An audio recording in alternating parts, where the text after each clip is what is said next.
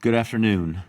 We're sure disappointed about the way we played on Saturday, and credit to Tulane. They did a nice job. They did a nice job just keeping us off balance on offense, and had two early scoring drives, and then again in the second half, the third quarter, really the game was really odd. They had complete control of the game in the first quarter, and it seemed like we took control in the second quarter and had ourselves positioned at halftime, and unfortunately just couldn't come through in the second half. They outplayed us, but they got a good team, a well-coached team. I think a very talented team, and made it difficult for us to match up with them in a lot of situations. So come off of that one and just try to regroup and get ready for Georgia Southern, who as well has a very well coached team and a very talented team. Team that at least in the grand scheme of things know very well. But it's the first time we've ever faced them, and it'll be a real test. They are doing some great things on offense, running the football. One of the best rushing teams in the country, and Scott Sloan, their defensive coordinator, and that staff know our offense very well. And in fact, Brent Davis, our offensive coordinator, and Scott worked together at Georgia Southern on the same staff under Mike Seawalk. So they know our offense, and it'll be a challenge to go up against them. Scott and Nate Woody are good friends, and in fact spent a lot of time this offseason talking about defense and option defense, and lo and behold, we ended up playing them, which we didn't expect. But there would be a lot of emotion for me and those of us here on the staff that have coached at Georgia Southern, just because we love that school and love that program, and I certainly do. I cheer for them every time they play, and I hate that we're having to play them because I don't want to cheer against them, but I'm going to have to make an exception for one day. But our guys are, I think, excited about the opportunity to come back home, play in front of the Corps cadets, and hopefully we'll do a good job preparing them this week. Rich DeMarco, start us off with questions. Coach, you mentioned Georgia Southern and the emotions. What does that program, the people there, what does that mean to you for how the impact that Georgia Southern has had on your coaching career? Well, that began when I was an assistant under Paul Johnson, and Paul was just a terrific football coach, and I was very fortunate to be mentored by him, and I feel very fortunate to have worked at Georgia Southern. I think it's one of the great football programs in the country. Though for many years, for the first, 30 years or so, I guess, played in the FCS or 1AA, but they were and we were a 1AA powerhouse, and won 6 national championships at that level, and we're in the playoffs regularly, and that just became an expectation for the people of Statesboro and Georgia Southern to have a championship level football team. So it's rooted in championship type seasons, and so a great fan base.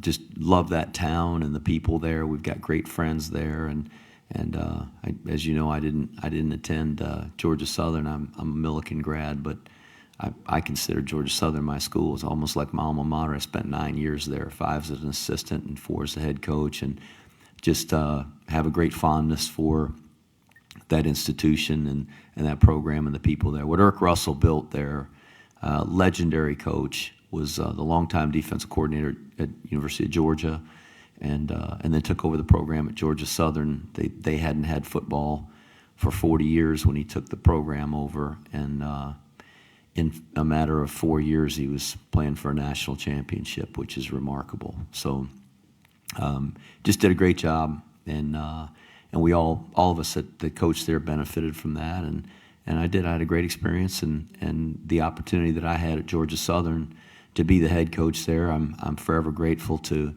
the folks there, to Brooks Keel, who was our president, and Sam Baker, who was the AD that hired me, and giving me that opportunity to go to Georgia Southern, and I wouldn't be here at Army had I not had the opportunity to go to Georgia Southern. So certainly there's an emotional connection, but again, this is a football game, and we're going to try to get our team here prepared to play. And Jeff, when you look at the Tulane game a few days later, the balance between Tulane was the better team that day and your team's execution, where does the outcome fall between those two?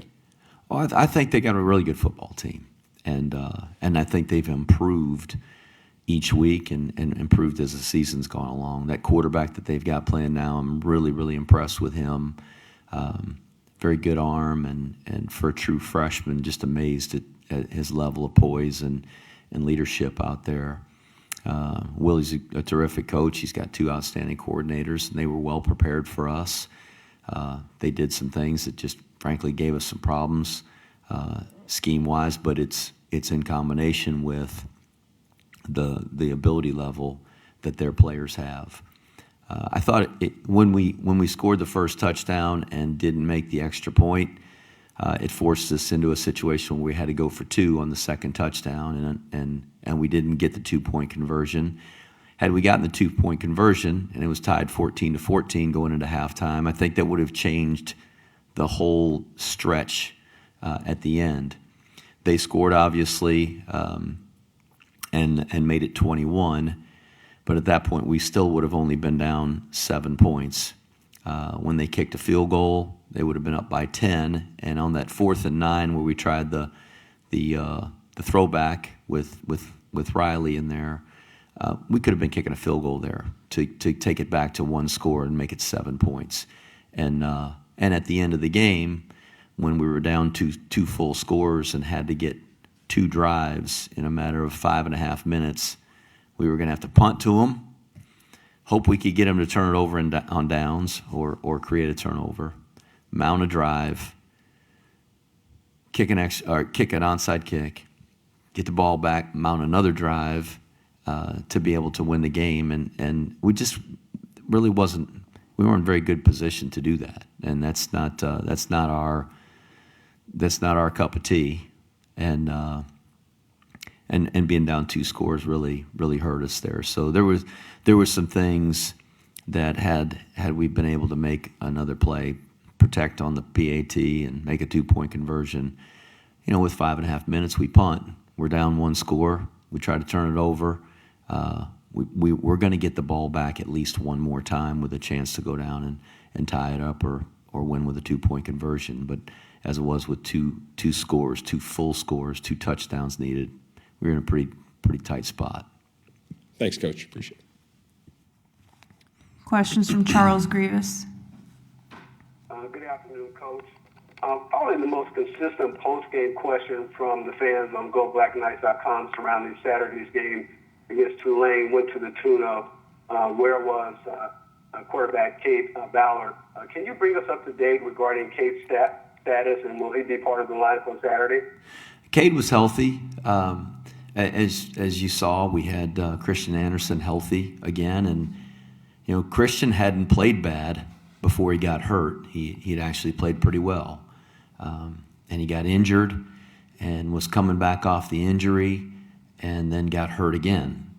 So he's been out for several weeks. But at the beginning of the season, he was the starting quarterback because we thought he was the best one and gave us the best chance to win, and so he didn't lose his job because the other guys played well. I think going into the game, we were confident that he was going to be able to do a good job with the read plays. As it turned out, we didn't run a bunch of read plays, but felt like he could be able to handle that the best. And so to play 3 quarterbacks, I don't know if that was really where we wanted to go with the game plan, and so it was Christian and Tyre like it was Cade and Tyre a couple of weeks ago. But again, we have great amount of confidence in Cade Ballard, and expect him to be part of our plans going forward, and we'll just see where we start the game this week, and a lot of that's going to be dependent upon what we think those guys can do with what we've got planned for Georgia Southern, and so it could be any one of the three or all three of them. We'll see how the week goes. And my follow-up question, you mentioned what it's like to play Georgia Southern from an emotional standpoint. Is there any emotional distinction when you think about playing them versus Navy, being that you have coached at both institutions? Well, there's nothing like the rivalry with Navy. That's a game all by itself. I don't know that as a competitor I have ever felt a sense of competitive fire like I do in the Army-Navy game. There's nothing like it, and that doesn't, not to discredit any other game or just the competitive spirit in general. I consider myself a pretty competitive person, and probably most coaches would. And certainly there's a competitive fire in this one, and because it's an important game for us, and certainly it's got some emotional ties for me. But the Army-Navy game is, I don't know if there's anything that I could compare to that one. Thank you very much, Coach. Questions from Ken Kreitzer. Oh, good afternoon, Coach. Talking about Georgia Southern's offense, their quarterback, Shea Wirtz, senior, has played 4 years for them, thrown for nearly 800 yards, 5 touchdowns, run for 600 yards. Running back King with 600 yards, a couple of wide receivers with 13 receptions. They seem to like to throw to their tight end, Johnson. He's got 6 catches so far. What do you see in the Georgia Southern offense? Shai Wirtz is the key to that offense, and he just makes everything go.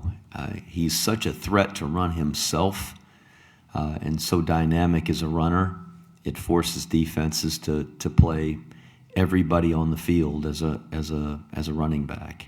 So they're very talented. They've got a lot of guys that run really fast and are very athletic, and it reminds me of the teams we coached when I was there. I thought we had very good talent and guys that were fast, and you felt very good about in one-on-one matchups with other athletes, and they have the same. But Wirtz is the key. He's a great runner, really good in the open field. He's a physical runner. He isn't one of those guys that does a hook slide every time somebody gets close. He squares his shoulders and runs down the field. And so, really good player. Really admire what they're doing on offense, and doing a really nice job. And they just found their way to victory, and that's impressive. And they've lost only 2 games, and both of them are top 25 teams, and they lost them both pretty close. So it's a really good football team we're playing. And Coach, just about their defense, 2 linebackers, Bird and Ellis, make a lot of tackles. They also have a defensive end named Johnson who's got 4 sacks. How do you see them facing an option offense like yours?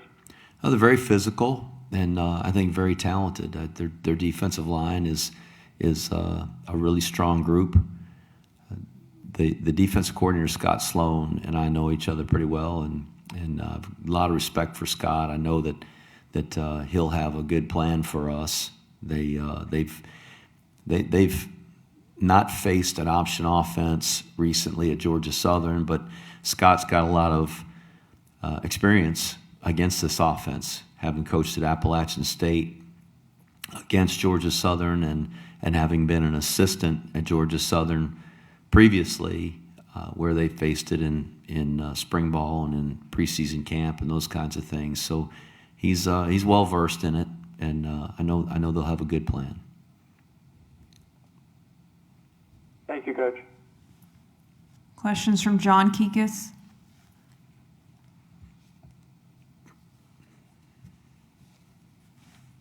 John, you have a question for Coach?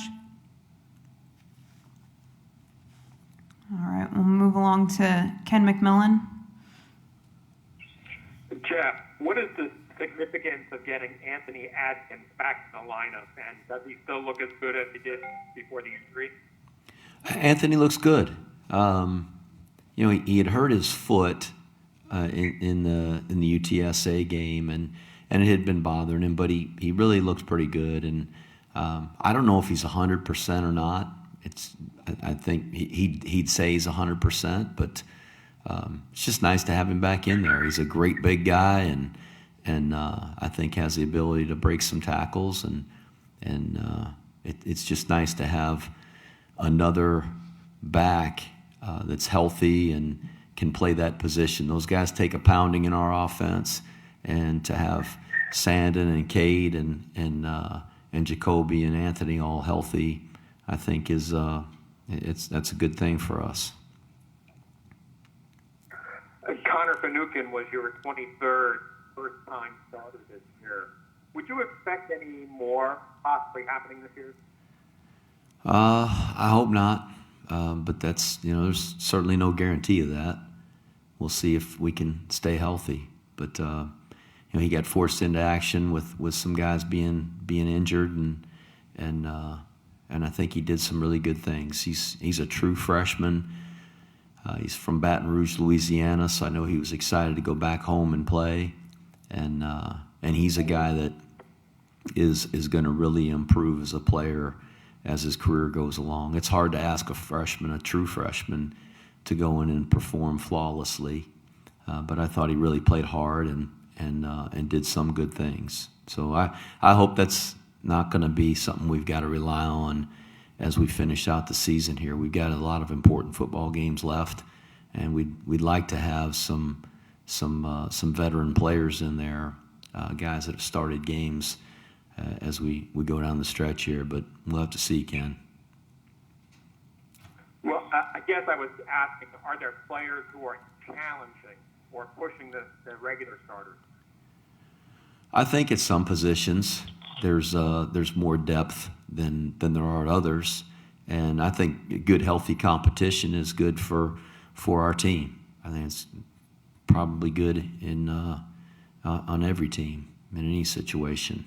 But there's some where we don't have a lot of depth, and hopefully those guys have just some intrinsic motivation to improve and get better and play the very best that they can for the other guys on the team. And we try to get everybody to feel compelled to do that for the good of the team, and hopefully that's happening.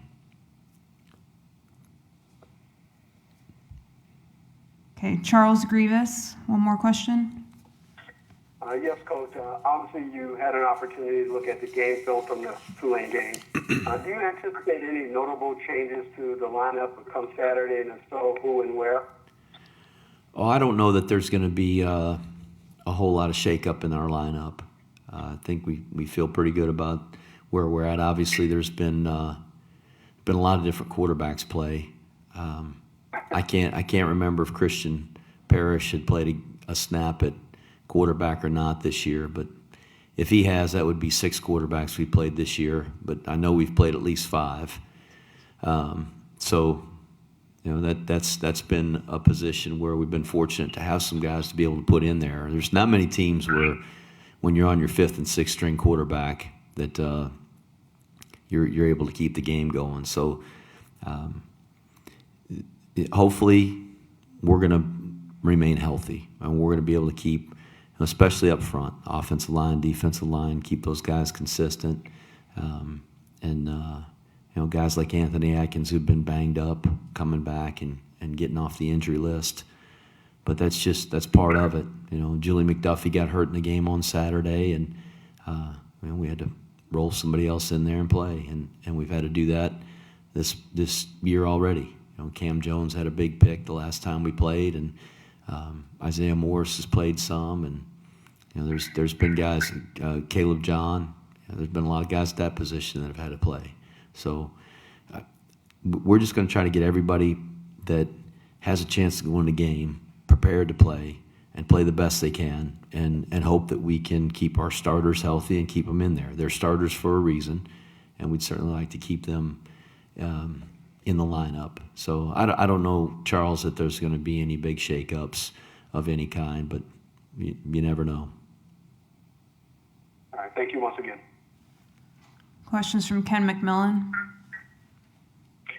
Jeff, I know you mentioned earlier about the emotional ties to Georgia Southern, but if you could elaborate, how did your Georgia Southern experience shape you into the person and the coach that you are today? Well, I think having been an assistant there under Paul Johnson, I was a young coach. I was in my late 20s and early 30s when I went there with Paul, and we had a lot of success. And Paul was and still is just ultra competitive, and I think he had just a fire about him in the way he coached and the way he prepared teams and demanded a toughness he had a standard that everybody in the program had to live by and play by. So I think he was a great. There's no question. Working for Paul for 13 years, he was a great influence on my career and my coaching style and philosophy. But I really think that was forged in my years as an assistant at Georgia Southern, and we carried that philosophy to two other schools before I was able to go to Georgia Southern as the head coach. And I think, I really just took that blueprint and used it at Georgia Southern. I knew the kinds of young men we would have in our program, the personality of that program, the culture that needed to be in place for that program to be successful. And so it was just, I think that's where I really probably grew the most and developed a philosophy as a head coach was in those first 5 years at Georgia Southern, and then was able to kind of continue that with Paul at two other schools before I became a head coach. I know this is a scary question, but there were 15 games canceled Saturday, 7 already this week. How concerned are you about getting in these final 3? I'm always concerned about it, and it's worrisome that these things are happening. That they certainly could happen to our team, and I'm just keeping my fingers crossed and hoping that we'll get an opportunity to play these games. We want to play. We've got guys that have worked really hard and invested a lot. We've got seniors in our program that are playing the last season of their football career. And I feel like they've worked so hard, they deserve an opportunity to play these games. And what's scary is not just the fact that the virus is there, because as we know, and having seen how it's had effects on people, that it can be a virus that's really hard on someone's body and has taken lives across our country and across the world. So it's nothing to mess with. But it also affects everybody else who's in close contact with those people that contract the virus. And a lot of these young athletes are in great condition and they get sick with the virus, and fortunately they're able to bounce back and be healthy in a fairly short period of time. But it in turn then takes down a lot of their teammates, and I think that's where these games are being canceled, is because of all the contact tracing, not necessarily with teams having multiple cases, dozens of cases. They just have dozens of people that are in the contact tracing. So we know we can get caught in that situation too, as can our opponents. And so we're going to try to hold up our end of the bargain, do the very best that we can to keep our team healthy, just kind of push COVID out of our bubble and try to keep it out, so that we can play, and that our opponents who are looking forward to play, everybody we play, they're players and coaches. They want to play too. They're looking forward to the games that we'll hold up our end of the bargain and be there when it's time to kick it off. Thanks, Jeff. One last time for John Kikis. John, are you there? Do you have a question? No. Any other questions for Coach? All right, John, we All were right. waiting on you. I thought you only called when we were in the top 25. I figured when we got beat, you'd be sitting on your couch with a cup of coffee today.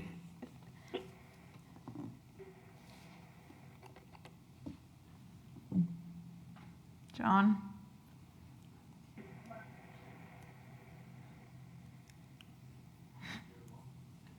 Perhaps. All right, John, we'll connect with you after. Thanks, everybody. Okay. Oh, okay, John. Fire away. You there? Yeah, we've been waiting on you. We're ready for you, my man. Is there anything new to report on the Air Force game? No, I have nothing to report there. But if you contact Rachel and perhaps you can get connected with the folks down in the AD's office, they may have more information on that. Okay. All right. Thanks, Coach. Appreciate it. See you, John. Thanks, everybody.